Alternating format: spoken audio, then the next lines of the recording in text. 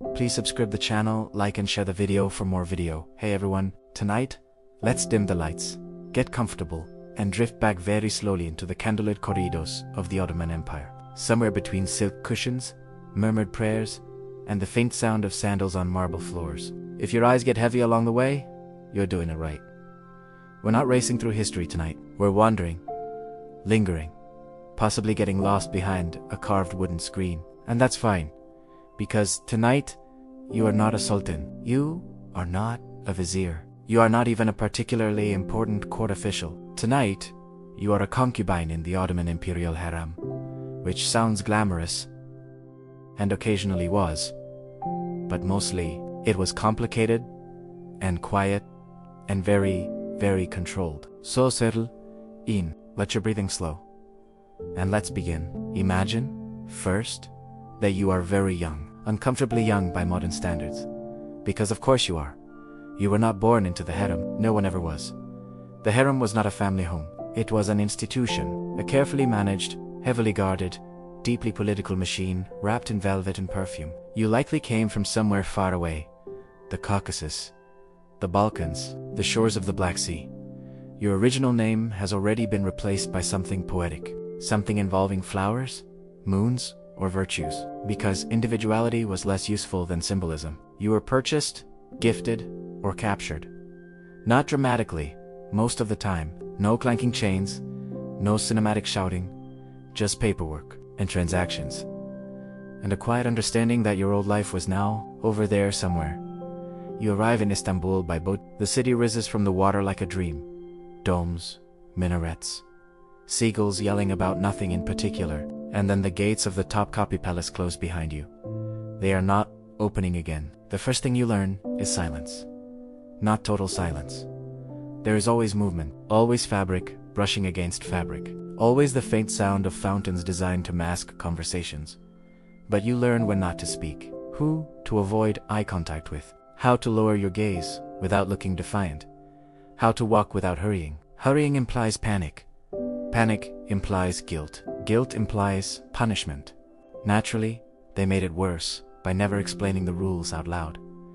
Instead, older women watch you, evaluate you, correct you with a glance, or a cough, or, if you're unlucky, a sharp word spoken softly enough to sting without echoing. These women are eunuchs or senior concubine, or supervisors appointed by the Valid Sultan, the Sultan's mother, the most powerful woman in the empire, and the one person you absolutely do not want to disappoint.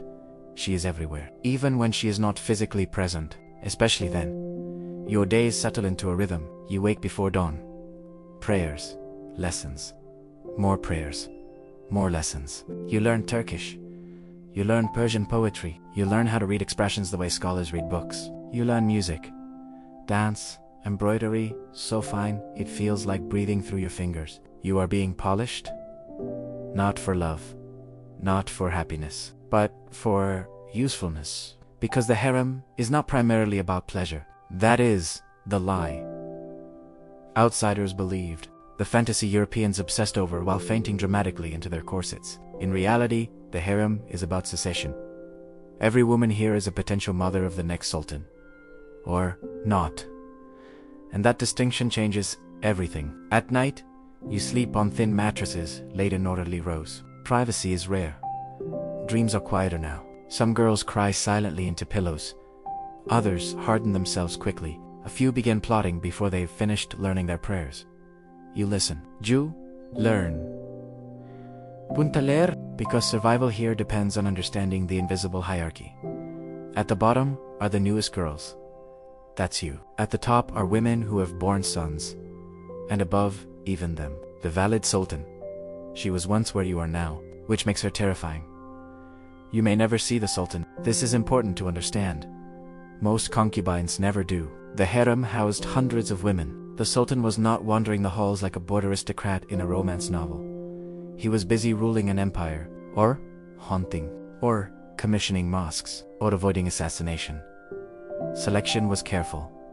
Ceremonial, almost bureaucratic. A woman might be noticed for her voice, or her posture, or her ability to make the Sultan feel calm after a long day of politics and betrayal. Calm was valuable.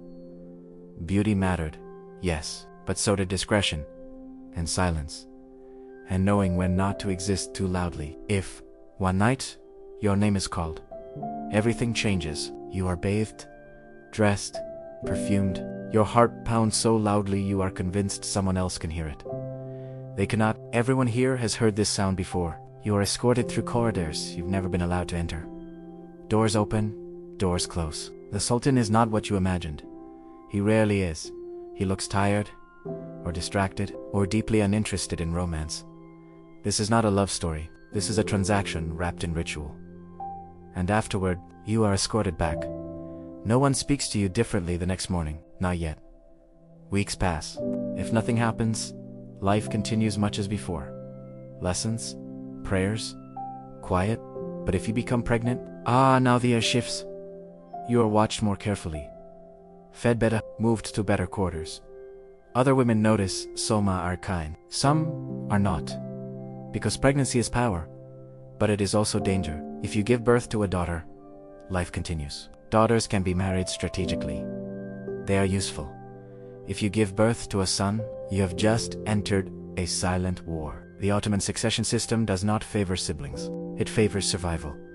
Princes are rivals by default, and their mothers become enemies by association. You now live in a delicate balance between favor and elimination, between being indispensable and being inconvenient. Your child is both your greatest achievement and your greatest liability. Sleep becomes lighter. Smiles become sharper. Naturally, everyone insists this is all very dignified. You will never marry the Sultan. This surprises people. Ottoman sultans stopped formally marrying centuries earlier. Marriage created political alliances, and political alliances created obligations. Concubines were safer. You could be elevated. You could become wealthy.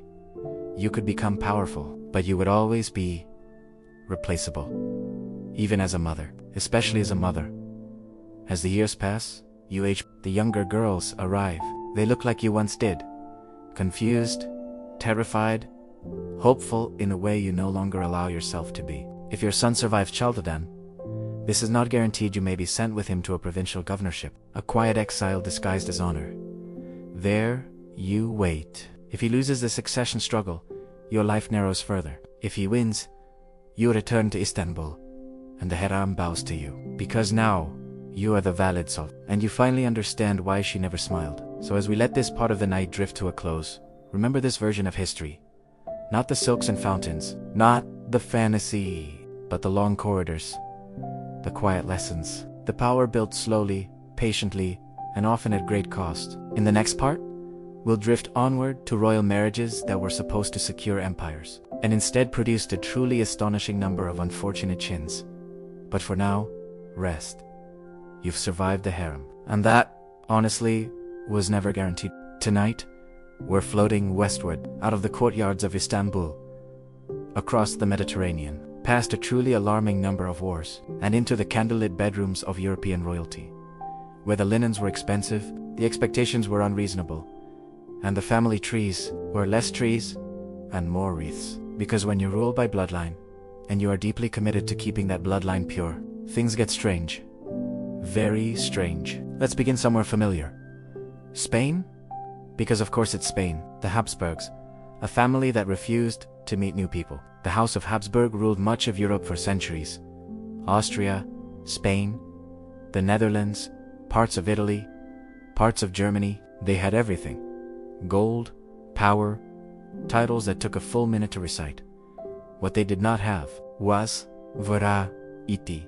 The Habsburg solution to politics was marriage. Specifically, marriage to other Habsburgs, preferably very close ones. Cousins were standard. Uncles and nieces were not uncommon. Aunts and nephews raised no eyebrows whatsoever. Naturally, the gene pool responded by quietly screaming, Charles Segundo of Spain. The final product, let's talk about Charles II. Because history textbooks eventually have to. He was born in 1661. And from the beginning, things were concerning. His parents were uncle and niece. His grandparents were cousins, and if you trace his family tree back far enough, you start seeing the same names repeating like a broken record. Charles was nicknamed El Hechis, the Bewitched, because no one wanted to say out loud that maybe, just maybe. This was the result of generations of enthusiastic inbreeding. He had a jaw so pronounced it barely fit in portraits. Eating was difficult. Speaking was difficult. Walking was difficult. He did not walk until age 8. He did not speak clearly until later.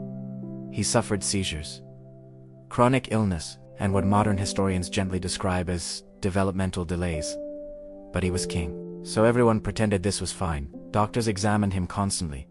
Their diagnoses were creative. Someone suggested evil spirits. Someone else blamed cold air. At one point, an exorcism was considered a reasonable medical intervention. Naturally, it did not help. Charles married twice. Both marriages were intended to produce an heir.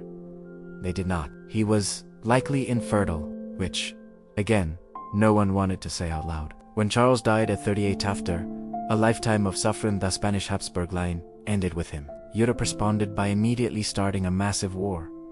Because of course it did. The Habsburg jaw. When genetics becomes branding, the Habsburg jaw deserves its own moment of quiet reflection.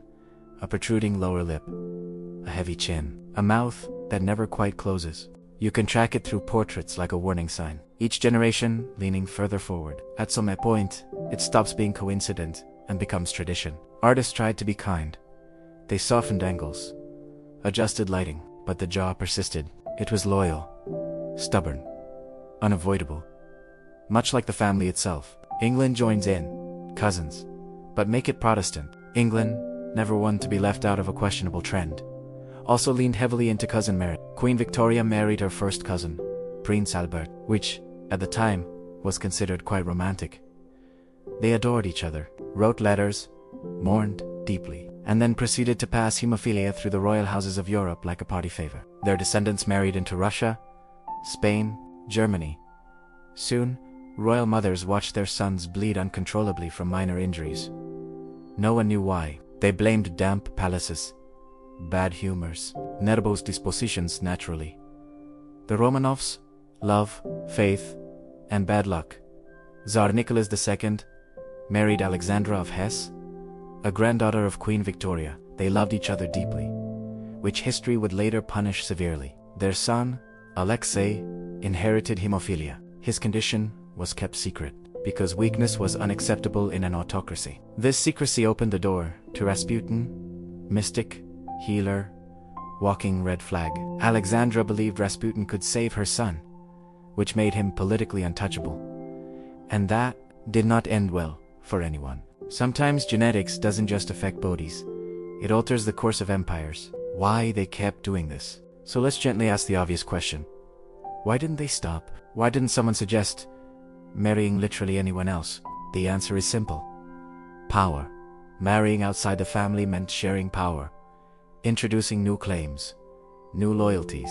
Royal families preferred known quantities, even if those quantities included alarming medical charts. They believed blood was destiny, that divine right flowed through veins. Ironically, those same veins were doing their very best to undermine them. Soft landing. So as we let this part fade gently into the background, imagine the quiet rooms where royal children slept, surrounded by tutors, doctors, prayers, carrying the weight of entire dynasties in their bones. In the next part, we'll drift toward rulers who are not genetically doomed, but were still deeply, impressively dysfunctional. Petty, vindictive, emotionally exhausting. The kind of monarchs who could ruin a nation because someone looked at them slightly wrong. But for now, rest.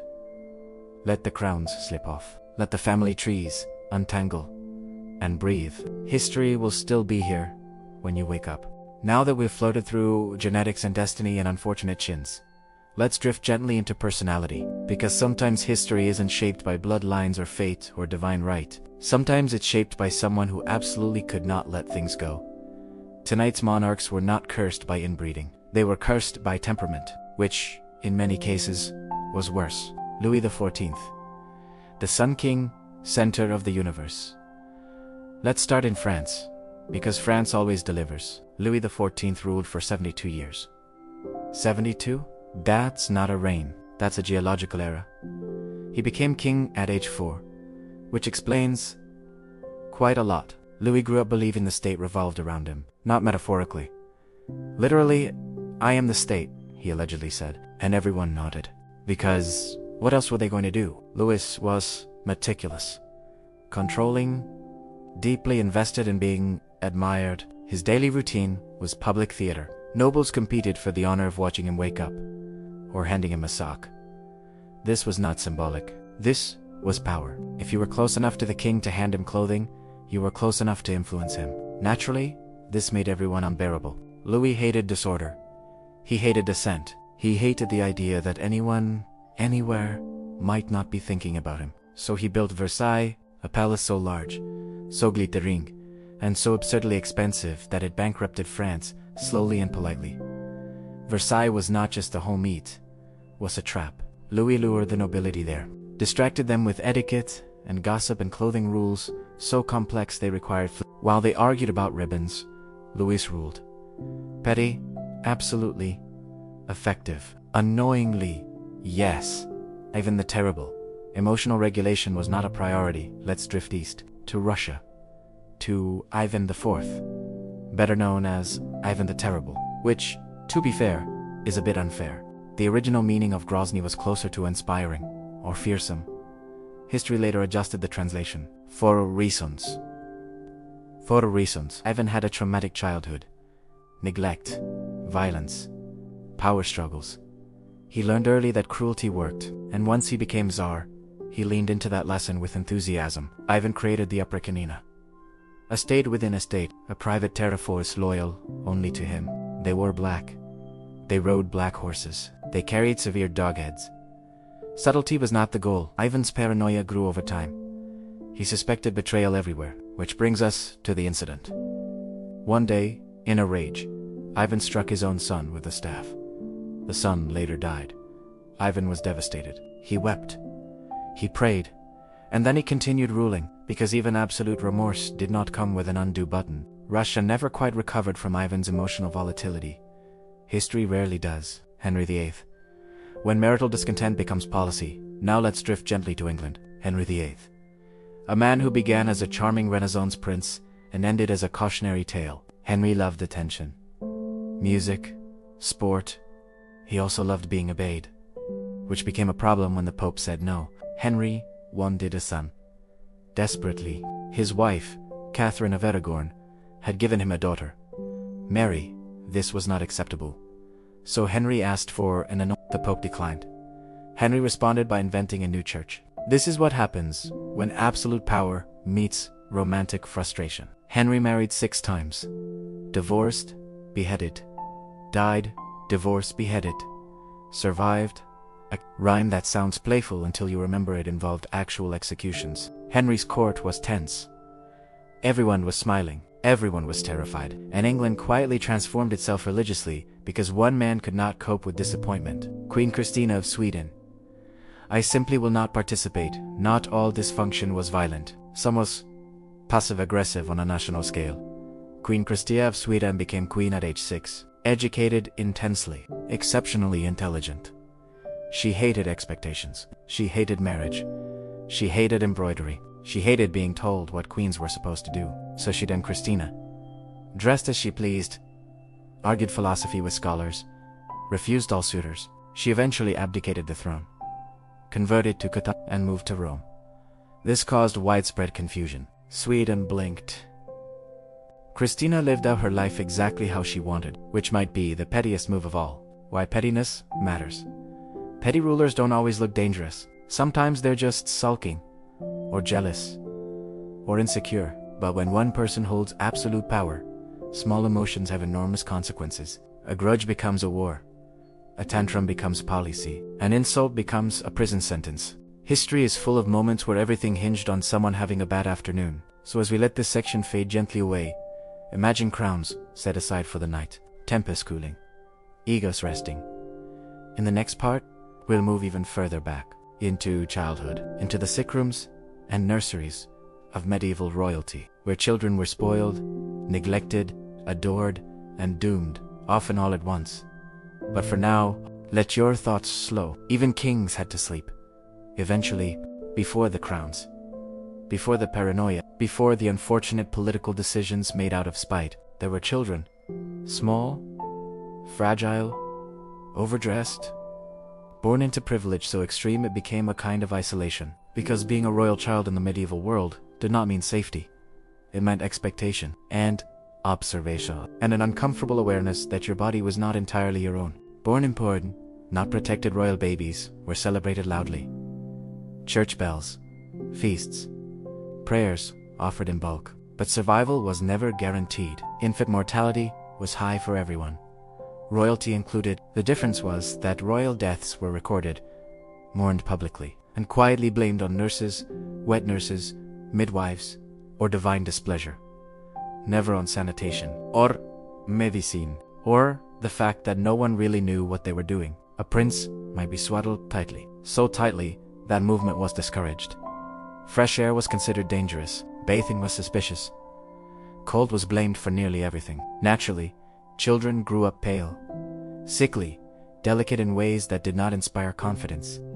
But confidence was required. Raised by everyone and no one, royal parents were busy, running kingdoms, avoiding assassination, marrying for diplomacy. Children were raised by households, tutors, nannies, clergy.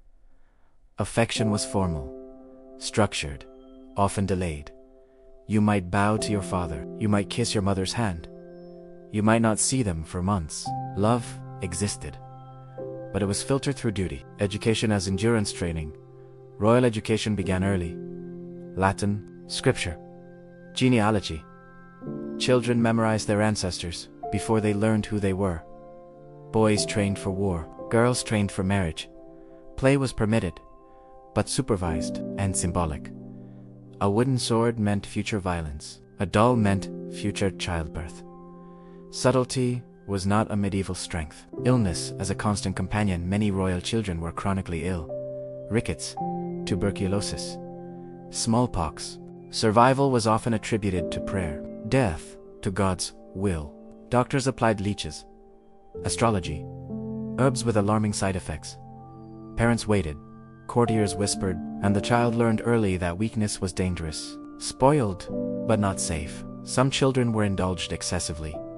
Given servants, given authority, a child prince might command adults before learning empathy. Others were neglected emotionally. Both outcomes produced rulers who struggled with reality. It's hard to learn restraint when no one ever told you no, or compassion when no one ever stayed long enough to teach it. The weight of destiny by adolescence.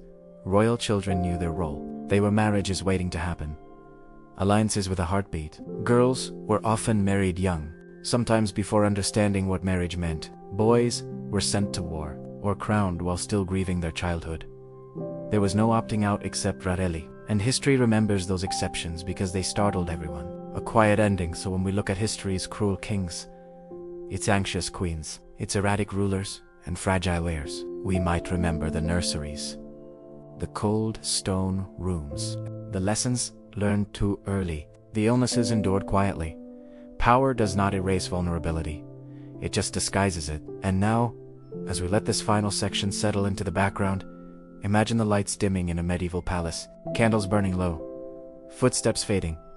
The children sleep, dreaming of things they don't yet understand. And you can sleep too. History will keep murmuring softly, long after you drift off. Good night. Now let's slow the pace even further. Lower the voice in your head.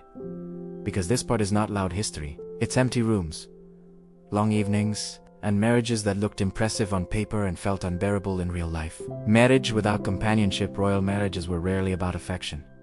We know this. We accept it intellectually. But it's different when you sit with it quietly. A queen might arrive in a foreign country at 14. She would not speak the language. She would not know the customs. She would never see her family again.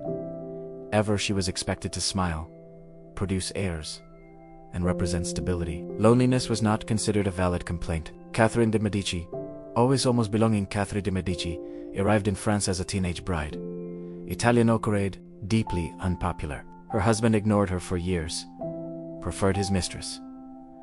Everyone noticed. Catherine waited. She learned. She watched. When her husband died, she became regent for her sons. And suddenly, the ignored girl was the most powerful woman in France. She was still lonely. Power does not fix that. Elizabeth I, married to a crown. Elizabeth I, never married. This made everyone nervous. Parliament begged. Advisors pleaded. Foreign princes lined up. Elizabeth smiled politely and declined. She understood something very clearly. Marriage meant loss of control, so she chose solitude over submission. She ruled alone, aging publicly, performing strength daily. At night, history suggests she slept badly. Marie Antoinette, surrounded, yet isolated. Marie Antoinette arrived in France at 14, again with the age. She was Austrian, which was already a problem. Her marriage was cold. Her court was cruel. Her reputation was destroyed by rumors she did not create. She sought comfort in private rooms, close friends, a smaller world. France interpreted this as arrogance. History interpreted it as tragedy. Loneliness, when misunderstood, can look like excess. The quiet reality. Many queens were surrounded by people at all times. Servants, courtiers, guards, and yet had no one to speak freely to. Every word was overheard. Every emotion analyzed. Privacy was treasonous. So when we imagine queens in silk and jewels, let's also imagine the silence after the doors close, the weight of crowns removed at night, the absence of equals. Visit channel for full video.